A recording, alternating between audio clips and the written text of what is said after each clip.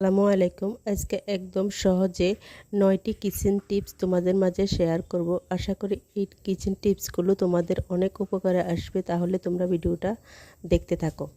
আমার 1 number tips হলো, আমরা যখন নতুন কোনো কড়াইয়ে মাছ ভাজি করতে যাই তখন দেখবে মাছটা কড়াইয়ের মাঝে লেগে যায়, মাছগুলো উল্টানো যায় না এবং ভেঙে যায়।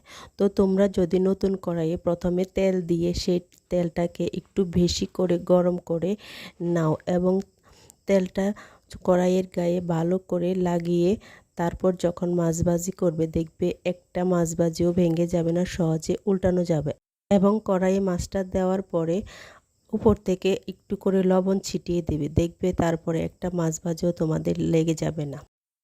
একদম ননস্টিকের ফ্রাই প্যানের মতো মাছ ভাজি করা যাবে। 2 নাম্বার টিপস হলো, আমরা যখন রান্না করতে যাই ভাতটা যখন ফুটে ওঠে তখন কিন্তু ভাতের ফেনাগুলো উপচে উপচে চুলার উপরে পড়ে, এতে করে চুলা অনেক নোংরা হয়, সেগুলো আবার পরিষ্কার করতে অনেক ঝামেলা বা কষ্টসাধ্য। তো তখন যদি আমরা এরকম একটা কাঠি ভাতের পাতিলের উপর রেখে দিই তাহলে কিন্তু ভাতটা যতই উপচে উঠুক সেটা কিন্তু আর উতরে নিচে পড়বে না। তো আমার 3 নাম্বার টিপস হলো, এখন তো সামনে বর্ষাকাল আসছে, দেখবেন কিছুদিন পরে চিনির মধ্যে অনেক পিঁপড়া উঠতে শুরু করবে। তো আমরা যদি চিনির বয়মের ভিতর কিছুটা লবঙ্গ রেখে দিই, এতে করে কিন্তু আর চিনির মধ্যে পিঁপড়া উঠবে না। তবে খেয়াল রাখতে হবে যাতে লবঙ্গের মাঝে মাঝখানের এই ফুলটা থাকে, তাহলেই কিন্তু আর চিনিতে একটা পিঁপড়াও আসবে না। আবার যদি পিঁপড়া উঠেও সেগুলো মারা যাবে। আমার 4 নাম্বার টিপস হলো, আমরা অনেক সময় অনেক বেশি আদা, রসুন বা ধনিয়া পাতা ব্লেন্ড করে বক্সে ভরে ডিপ ফ্রিজে রেখে দিই।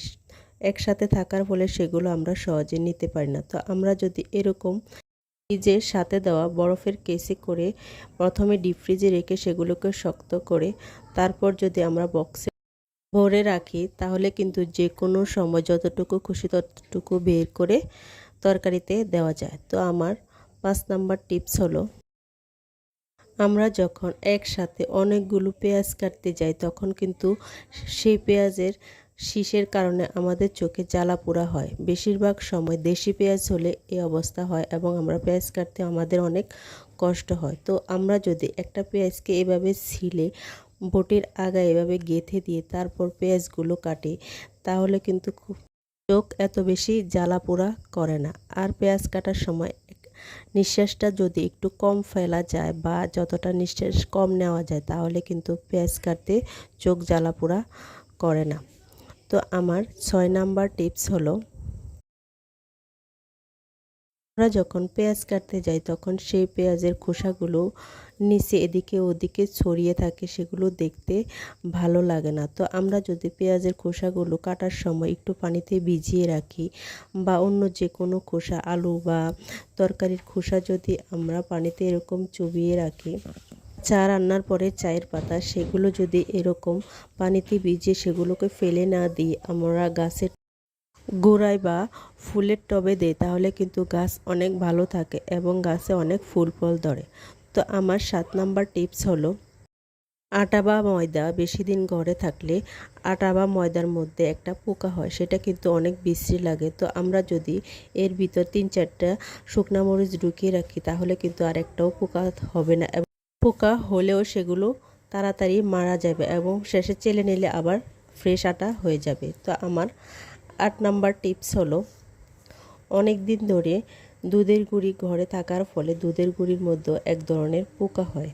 তো সেখানে কিন্তু আবার মরিচ রাখা যাবে না, কারণ যেহেতু দুধ আমরা মিষ্টি জাতীয়, সেজন্য সেখানে মরিচ রাখলে ঝাল অনুভব হবে। তো সেখানে আমি 2-3টা তেজপাতা রেখে দেব। আমি এভাবে প্রায় সবসময় তেজপাতা রেখে দিই, এর ফলে আমার দুধের গুঁড়িতে কোনো রকম পোকা হয় না এবং বাতাসও নষ্ট হয় না।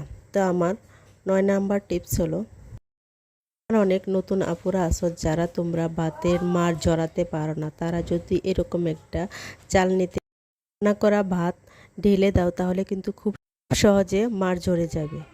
তো আজকের টিপসগুলো তোমাদের কাছে কেমন লাগলো অবশ্যই আমাকে কমেন্টের মাধ্যমে জানাবে। যদি ভালো লাগে তাহলে আমার পেজে একটা ফলো দিয়ে লাইক কমেন্ট শেয়ার করবে। আজকের মতো এখানে বিদায়, দেখা হবে পরবর্তী অন্য কোনো ভিডিওতে।